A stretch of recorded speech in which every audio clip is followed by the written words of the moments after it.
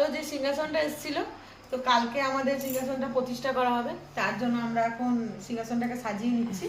আর নতুন ফটো নিয়ে আসা হয়েছে, আজকে আমি সব সাজিয়ে রাখবো, পুজো কিন্তু কালকেই হবে। তো আমি আপাতত এভাবেই সাজাচ্ছি এখন। এই যে দেখো, দুদিকে কোলবালিশ দিয়ে দিয়েছি, আর এই যে ঠাকুরের ফটো, ঠাকুর বড় মা, একদম সুন্দর ফটোগুলো। এগুলো সার নিয়ে এসছে, দেখো তোমরা কমেন্ট করে বলবে ফটোগুলো কেমন হয়েছে।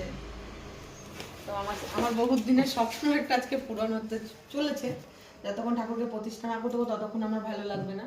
তো দেখো আমার এই ছোট্ট ঠাকুরের পরিবার।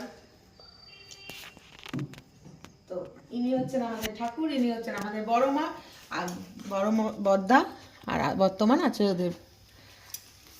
তো চলো এইভাবে এখন সিংহাসনটা পুরো সাজানো হয়নি, জাস্ট এগুলো করে রাখলাম, কারণ সকালে অনেক লেট হয়ে যাবে।